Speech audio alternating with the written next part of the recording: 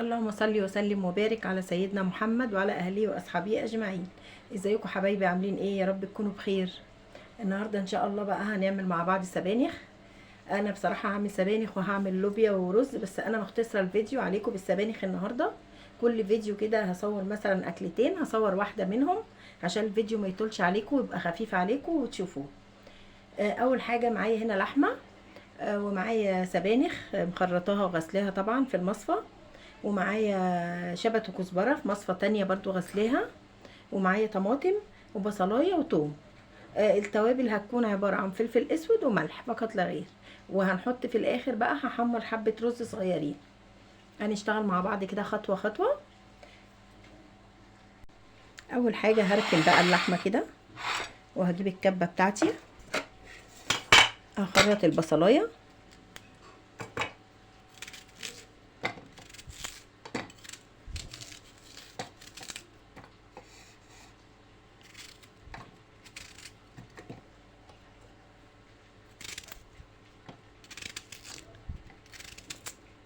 وهضربها بقى في الكبه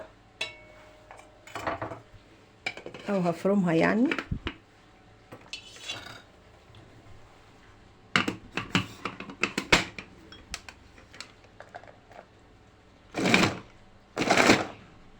هنا جبت بقى معلقه سمنه في الحله دي، والبصلايه بتاعتي اهي ما نعمتهاش قوي، مخليها يعني خرط كده قطع، مش عايزاها ناعمه قوي. هنا بقى هقلي البصله، وهي البصله كده بتتقلى نص تقليه كده، هبتدي بقى اضرب الثوم في الكبه بشعره صغيره فلفل اسود. هنا البصله بتاعتي بدأ اهي تصفر شويه، مش هديها فرصه تصفر قوي. هنزل بقى بالثوم اللي انا ضربته في الكبه بالفلفل الاسود،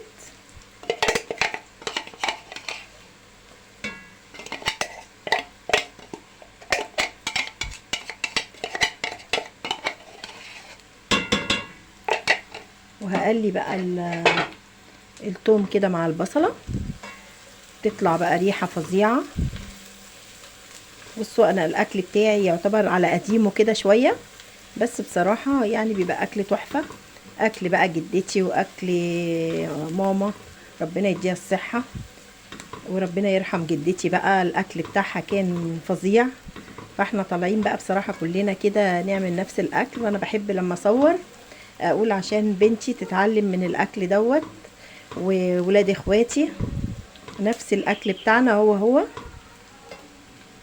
كده. البصله بقى مع التومه بقوا دهبي اهو. هنزل بقى باللحمه،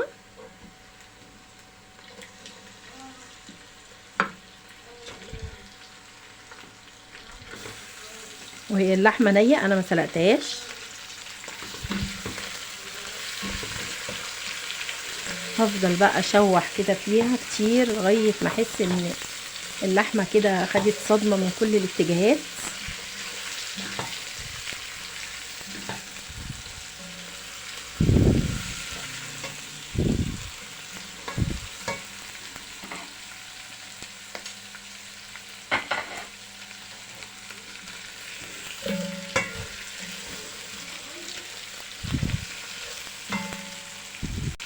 مش هنزل بقى بالقوطه بتاعتي لما احس ان اللحمه بتاعتي كده قلبتها كده وخدت تشويحه جميله.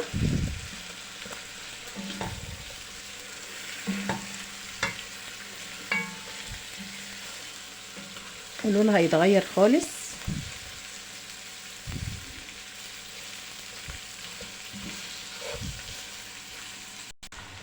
كده شايفين شكل اللحمه بقى؟ خلاص كده بقى هنزل بقى بالقوطه بتاعتي،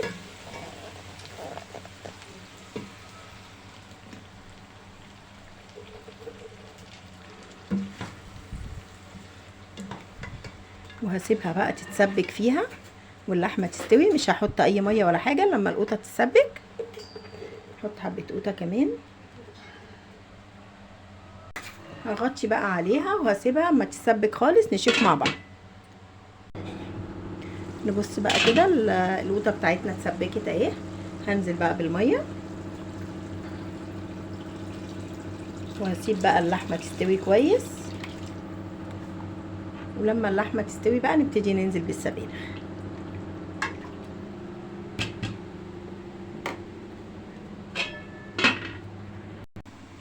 بصوا حبايبي بقى، هنا اللحمه بتاعتي استوت. هنزل بقى بالسبانخ. انا بنزل بيها خضره كده، ما بشوحهاش ولا اي حاجه، بحب ريحتها كده وهي نازله على التخديعه بتاعتها.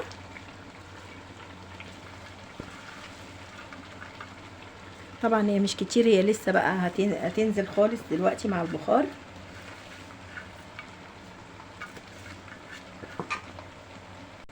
هقلب بقى السبانخ كده في اللحمه، مش هزودها بقى اي ميه دلوقتي خالص، لغايه ما السبانخ بس تنزل بقى الميه بتاعتها، واشوف لو احتاجت هحط لها. ولسه برضو هديها غلوتين الاول، مش هحط الخضره الا يعني بعد شويه كده. زي ما قلت لكم انا الاكل بتاعي بقى كده على قديمه، بحب اعمل خطوه بخطوه، ما بحبش احط كله على بعضه. هغطي عليها وهسيبها حوالي 3 دقايق كده. هنا نقلت بقى الحله على العين الصغيره كده، وجبت على العين الكبيره حطيت شويه رز، حوالي فنجان رز مع معلقه سمنه، هحمرها. هحط الاول بقى حبه ميه صغيرين كده عشان ندي مساحه للرز يستوي في السبانخ. هنزل بقى بالخضره، شبت وكزبره، طبعا مقطعاهم وغسلاهم كويس جدا.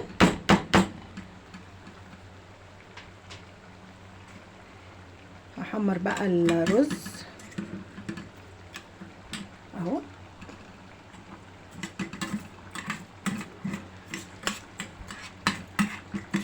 الرز ما بحبش احطه للسبانخ ني، لازم احمره.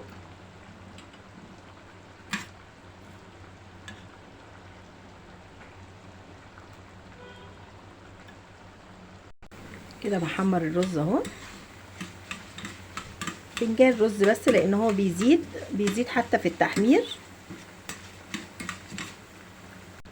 كده خلاص الرز بتاعي اتحمر اهو.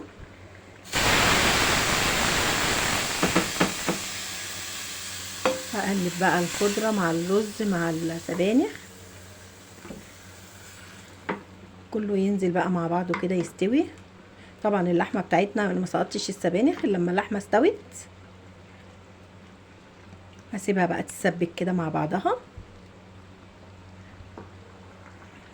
هحط بس بقى الملح بتاعها الاول، معلقه وربع كده صغيره، لو حسيت ان هي عايزه ملح تاني نحط.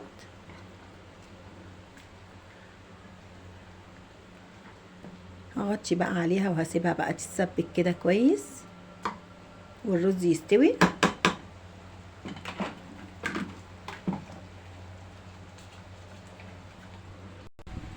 كده خلاص بقى السبانخ بتاعتي كده استوت. احط بقى اخر تركايه بقى بتاعتي، الملح بتاعها مظبوط جدا. هحط كده حوالي نص معلقه فلفل اسود، وهطفي بقى البوتاجاز وهغطي بقى عليها، وبعدين نغرف بقى مع بعض. بكده الفيديو بتاعي خلص. لو كان عجبكم بقى متنسونيش في اللايك والاشتراك وتفعيل الجرس. مع الف سلامه.